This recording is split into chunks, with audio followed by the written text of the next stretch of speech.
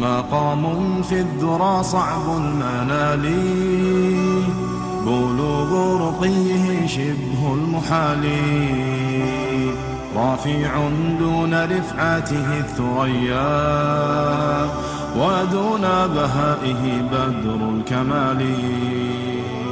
مقام في الذرى صعب المنال، بلوغ رقيه شبه المحال، رفيع دون رفعته الثريا، ودون بهائه بدر الكمال.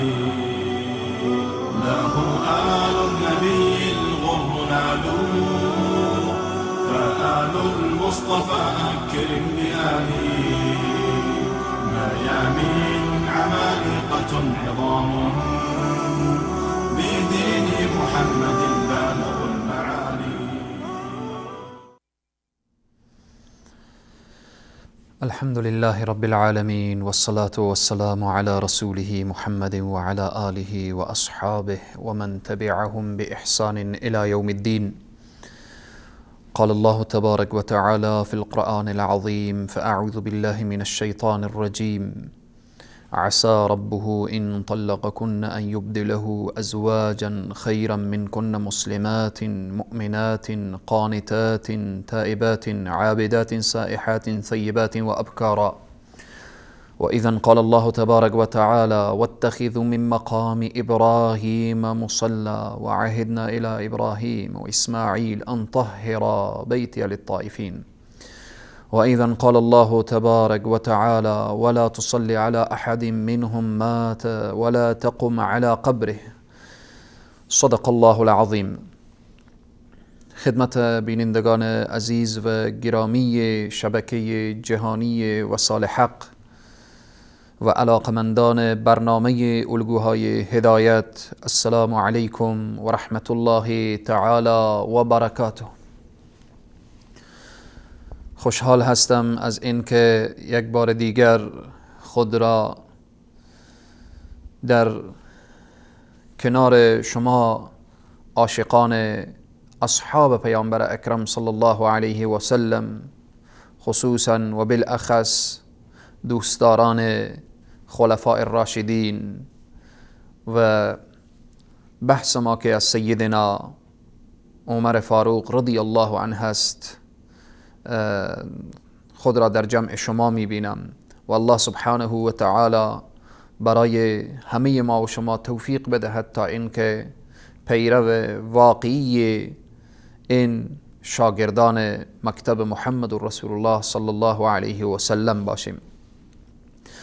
در جلسه گذشته پیرامون هجرت سیدنا عمر رضی الله عنه و پیرامون مسلمان شدن سیدنا عمر اشارات مختصر داشتیم.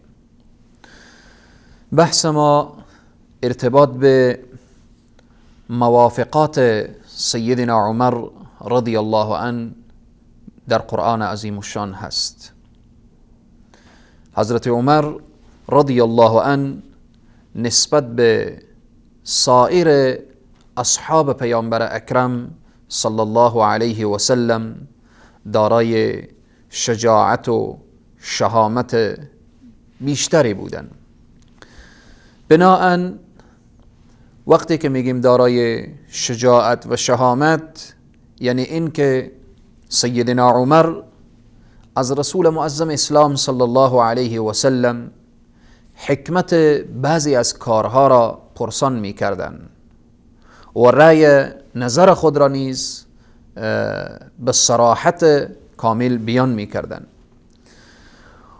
و از آن جایی که معمولا دیدگاهش سنجیده و درست بود، چنین نبود که سیدنا عمر رضی الله عنه هر آنچه که به زبانشان بیایه بگن و یا هر لحظه در مقابل حرف پیامبر حرفی بیاورن. نه خیر، سیدنا عمر رضی الله عنه وقتی از رسول اکرم صلی الله علیه و سلم چیزی را پرسان میکردن و هنگامی که سوال پیش می آمد سوال می نمودن و هنگامی که نظر می دادن بسیار سنجیده و درست و متوجه بودن که چی چیز به زبان می آورن.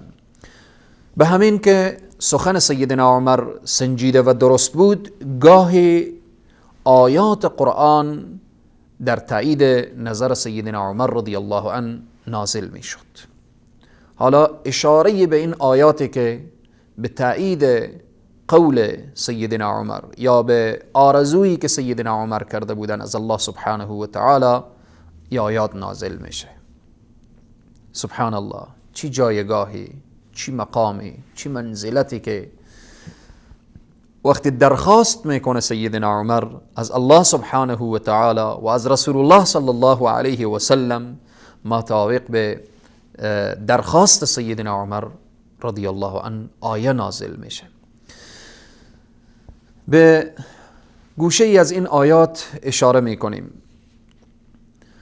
پیشنهاد سیدنا عمر رضی الله عنه روزی به پیامبر اکرم صلی الله علیه و سلم این بود که یا رسول الله، دوست دارم که مقام ابراهیم علیه السلام برای ما مصلا و نماز گذار بشه و ما در آنجا نماز بخوانیم. و مقام ابراهیم علیه السلام وقتی که سیدنا عمر در دل ناپیدا میشه و برای رسول معظم اسلام صلی الله علیه و سلم این نظر میدن که من میخواهم که به مقام ابراهیم علیه السلام نماز بخوانم یا اجازه بدهید که من نماز بخوانم، رسول اکرم صلی الله علیه و سلم به فکر فرو رفتن که عمر چگونه سوال کرد و چگونه درخواست نمود. جبرائیل علیه السلام می آید و این آیه مبارکه که در سوره بقره آیه 125 هست، جبرائیل می آورد که واتخذوا من مقام ابراهیم مصلا، باید که گرفته شود مقام ابراهیم برای نماز و به خاطر نماز خواندن. پس این آیه موافق به درخواست سیدنا عمر رضی الله عنه الله سبحانه و تعالی نازل می کند.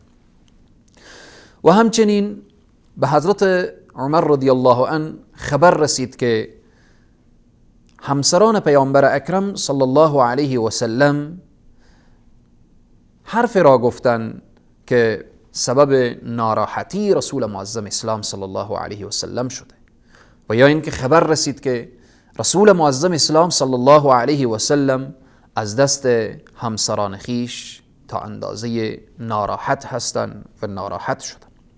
سیدنا عمر رضی الله عنه حرکت میکنن، میرن به نزد همسران پیامبر اکرم صلی الله علیه و سلم در خدمت ازواج مطهرات و بعداً برای ایشان چی میگوین؟ میگن شما پیامبر را ناراحت نکنید. اگر پیامبر از دست شما ناراحت بشه، خب چیز واضح و مسلمیه که شما را پیامبر رها میکنه و زنهای بهترتر از شما را الله سبحانه و تعالی نصیب پیامبر میگردانه. یکی از ازواج مطهرات و از همسران پیامبر اکرم صلی الله علیه و سلم برمیداره و میگوید که ای عمر، آیا پیامبر نمیتواند همسران خود را نصیحت کند که شما آمدید ما را نصیحت میکنید؟ حضرت عمر رضی الله عنه راه خود را گرفته برگشتن که الله سبحانه و تعالی این آیه مبارکه را نازل می کند که در سوره تحریم آیه 5 می فرماید عسى ربه ان طلقكن ان يبدله ازواجا خيرا منكن مسلمات مؤمنات قانتات تائبات عابدات سائحات ثيبات وابکارا. متوجه باشید اگر پیامبر شما را طلاق بدهد، در جای شما زنانی می آید که بهترتر از شما باشد. ببینین این عبارتی که سیدنا عمر رضی الله عنه برای اونها بیان میکنه، آیه موافق به قول سیدنا عمر رضی الله عنه نازل می شود که ازواجا خیرا منکن مسلمات مؤمنات قانتات تائبات عابدات سائحات ثیبات و ابکارا. الله سبحانه و تعالی زنهای در عوض شما انتخاب میکنه اگر شما متوجه نشوید که اونها بر علاوه که مسلمان و مؤمن و انسانهای شایسته و اینها عابد و نیک، بلکه که ثیب و غیر ثیب، یعنی باکره و غیر باکره را خداوند نصیب پیامبر میگردانه. هدف اینه که سیدنا عمر به همسران پیامبر اکرم صلی الله علیه و سلم وقتی موضوعی مطرح میکنه موافق به قول سیدنا عمر رضی الله عنه آیه نازل میشه. و همچنین از موافقات سیدنا عمر با قرآن عظیم الشان وقتی که نگاه کنیم در سوره توبه آیه 84 در مورد نماز نخواندن بر منافقین هست. عبدالله ابن ابی رئیس منافقین وقتی که از دنیا میره پیامبر اکرم صلی الله علیه و سلم میخوان برای عبدالله ابن ابی ابن سلول رئیس منافقین نماز بخوانن، نماز جنازه. سیدنا عمر رضی الله عنه میایه میگه یا رسول الله چقدر این مسلمان ها را اذیت کرد، چقدر حرفهای زشت به مسلمان ها میگفت، چقدر خلاصه کارهای ناروا و ناشایسته را انجام داد، شما برای این نماز نخوانید. رسول معظم اسلام صلی الله علیه و سلم میفرمایند که ای عمر، من با این چی نماز بخوانم و نخوانم این را الله سبحانه و تعالی نمیبخشه. و اگر میدانستم، چون در آیه آمده که استغفر لهم او لا تستغفر لهم ان تستغفر لهم 70 مرة فلن یغفر الله، رسول معظم اسلام میفرمایند که اگر بیشتر از 70 مرتبه برای از استغفار میشد و الله ایران را میبخشید، من بیشتر از 70 مرتبه استغفار میکردم که الله این را میبخشید. ولی اذن داده شده که من نماز بخوانم یا نخوانم، استغفر لهم او لا تستغفر لهم. وقتی که رسول معظم اسلام صلی الله علیه و سلم نماز میخوانن و بعدن سر قبرش شرکت میکنن، بعدن این آیه مبارکه نازل میشه ولا تصلی علی احد منهم مات ولا تقم علی قبره. ای پیامبر با هیچ یک از منافقین نماز نخوان. ای پیامبر سر قبر منافقین، یعنی بر تشییع جنازه منافقین شرکت نکن. بعد از نزول این آیه مبارکه پیامبر اکرم صلی الله علیه و سلم تا اخیر عمر خود با هیچ یک از منافقین نماز نخواندن. ببینید سبحان الله جایگاه سیدنا عمر را، موافقات سیدنا عمر را با قرآن عظیم الشان. همچنین آیات دیگری هم پیرامون موافقات سیدنا عمر رضی الله عنه هست که 3 آیه مختصرا اشاره کردیم. آیه مبارکه واتخذوا من مقام ابراهیم مصلا، آیه عسى ربه ان طلقكن ان يبدله ازواجا خيرا منكن، و آیه مبارکه ولا تصلي على احد منهم مات ولا تقم على قبره. ان شاء الله آیات دیگری که موافقات سیدنا عمر رضی الله عنه با قرآن عظیم الشان هست بعد از یک میان برنامه ان شاء الله در خدمت شما خواهیم بود. تلاوت قرآن. رسول الله صلی الله علیه و آله و سلم می‌فرمایند قرآن بخوانید، زیرا قرآن در روز قیامت برای اهل خویش شفاعت می‌کند.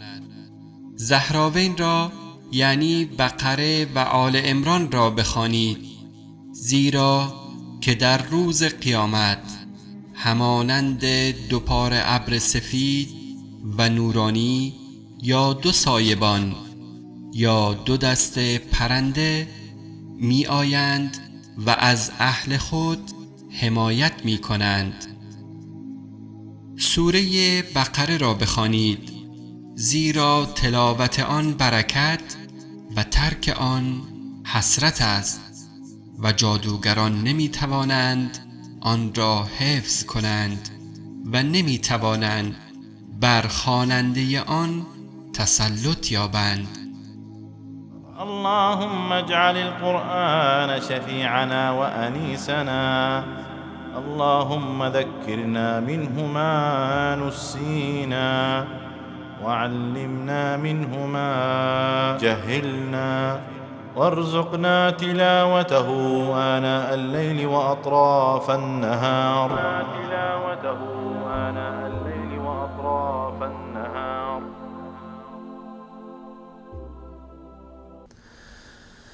خدمت همه بینندگان عزیز و گرامی مجددا عرض سلام و ادب دارم. بحث ما پیرامون موافقات سیدنا عمر رضی الله عنه می باشد.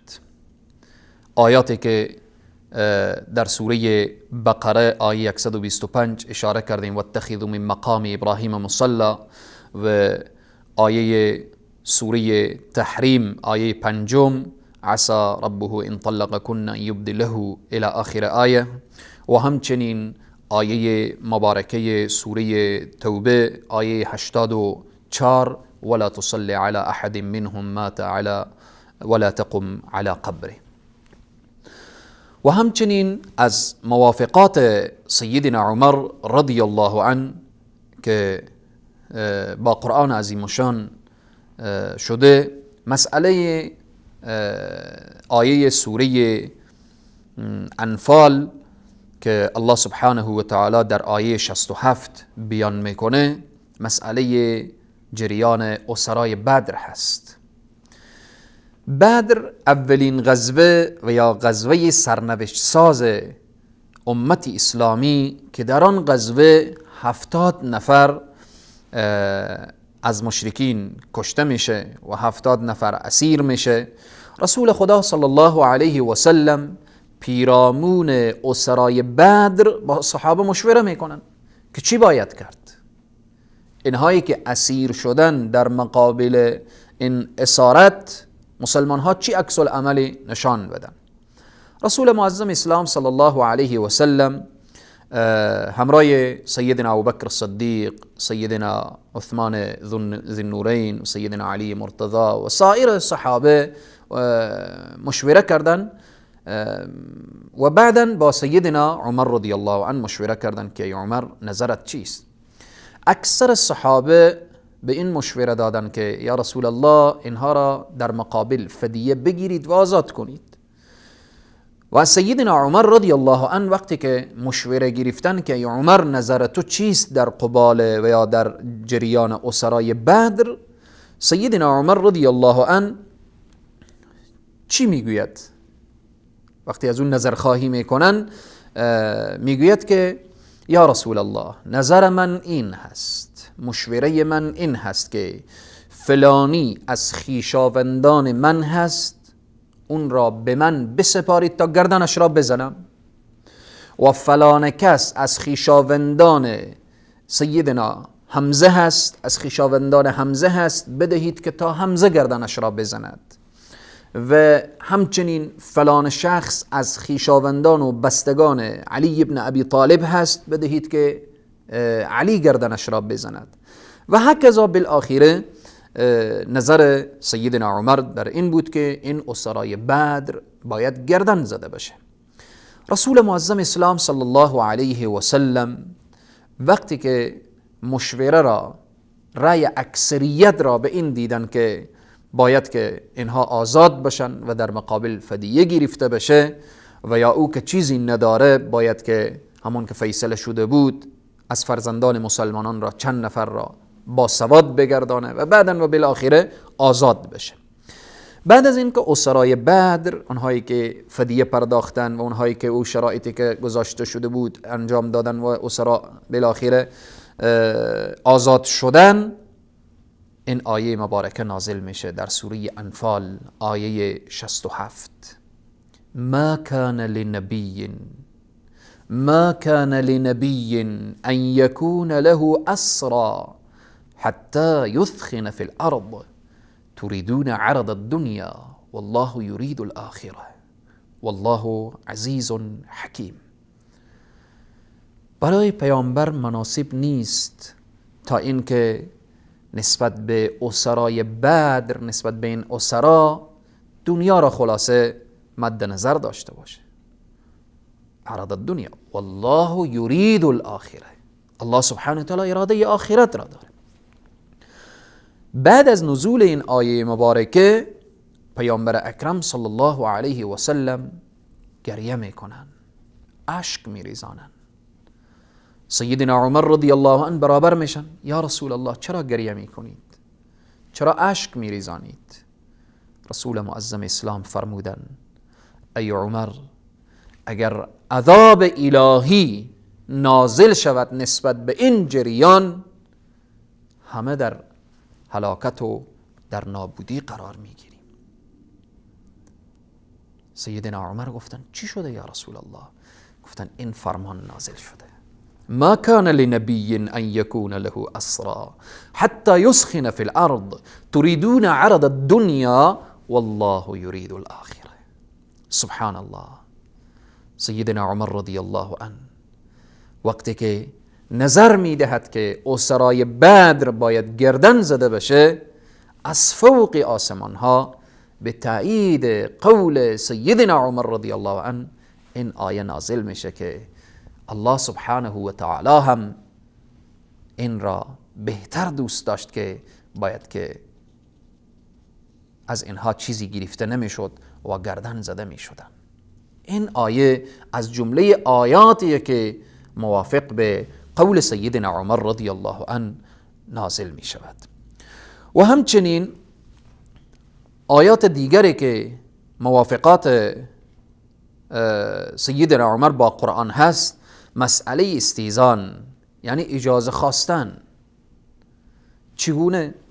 روزی رسول اکرم صلی الله علیه و سلم نوجوانی از انصار را به دنبال حضرت عمر رضی الله عنه فرستادن. برو عمر را ببین و بالاخره صدا بزن، اون را کار دارم. این نوجوان یعنی در سنی که هنوز بالغ نشده بود میایه بدون اذن و بدون اجازه و اینها به خانه سیدنا عمر رضی الله عنه داخل میشه. لحظه‌ای که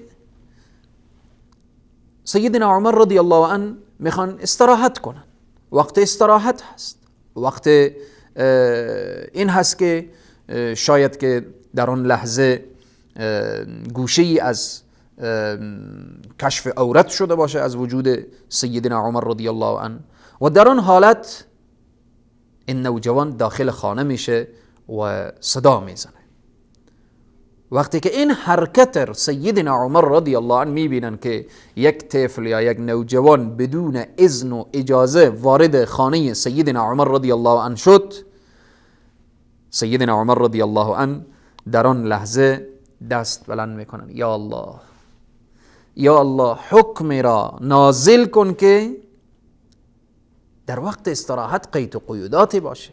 حتی میانه که یا الله یا الله چنان حکم را نازل کن که در بعضی از وقتها ورود بدون اذن و اجازه خلاصه حرام باشه.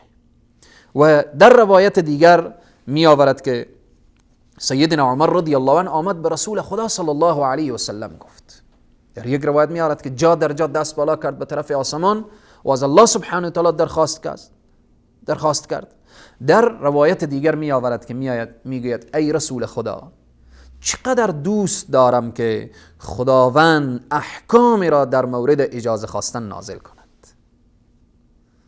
در آن وقت آیه مبارکه سوره نور آیه 58 نازل می شود. کدام آیه؟ یا ایها الذین آمنوا لیستأذنکم الذین ملکت ایمانکم والذین لم یبلغوا الحلم منکم 3 مرات من قبل صلاة الفجر وحین تضعون ثيابكم من الظهیرة ومن بعد صلاة العشاء الى آخر آیه. که این آیه مبارکه میگوید ای مؤمنین، ای اهل ایمان، یا ایها الذین آمنوا لیستأذنکم الذین ملکت ایمانکم والذین لم یبلغوا الحلم.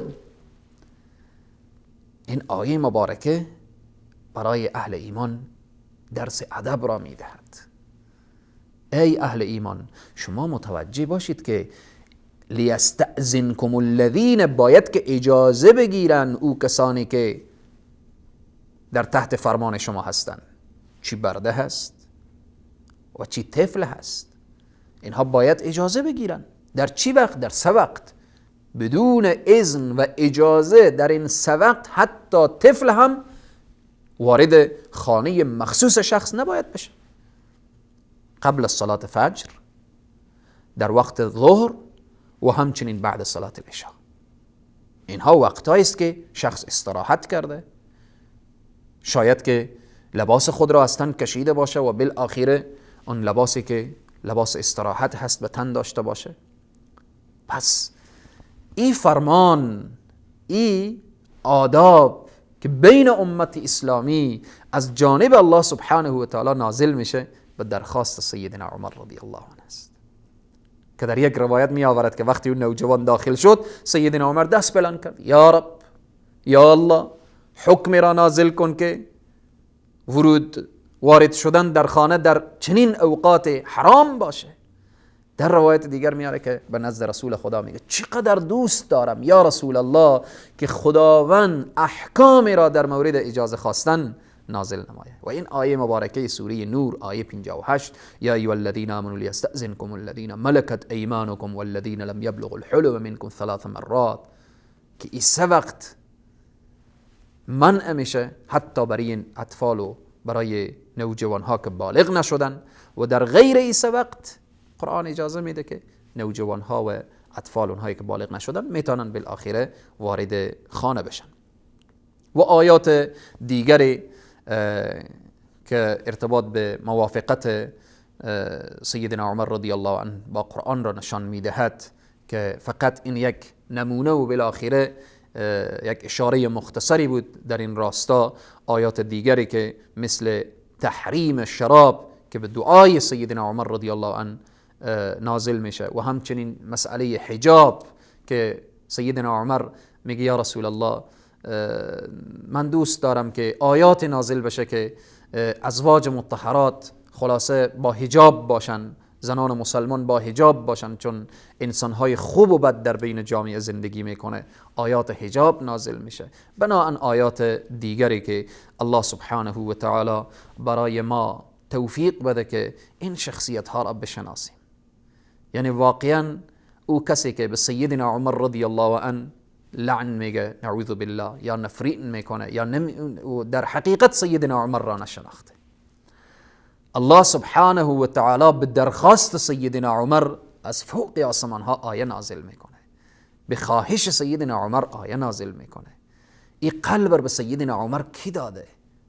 الله سبحانه و تعالی واقعا چقدر این بنده خود را دوست میداره که به درخواستش، به دعایش آیه نازل میشه و احکامات اسلامی و آداب اسلامی و جریانی که تا قام قیامت امت اسلامی از این آیات استفاده میکنن. چی سعادت بزرگی. خدای تبارک و تعالی بر همه ما توفیق بدهد تا این شخصیت ها و بزرگان امت اسلامی خصوصا اصحاب پیامبر و بالاخص خلفاء الراشدین را بشناسیم و تحقیق کنیم و مطالعه کنیم. انشاءالله به جلسه بعدی پیرامون آگاهی سیدنا عمر رضی الله عنه به شأن نزول آیات قرآن عظیم الشان و موضوعات دیگری که پیش رو انشاءالله بیان خواهد شد. تا برنامه بعد شما را به خداوند کریم و رحیم می سپارم. موفق و پیروز و سرفراز و سربلند دنیا و آخرت باشید. والسلام علیکم و رحمت الله تعالی و برکاته. مقام في الذرى صعب المنال، بلوغ رقيه شبه المحال، رافع دون رفعته الثريا، ودون بهائه بدر الكمال. مقام في الذرى صعب المنال، بلوغ رقيه شبه المحال، رافع دون رفعته الثريا، ودون بهائه بدر الكمال. الرحيم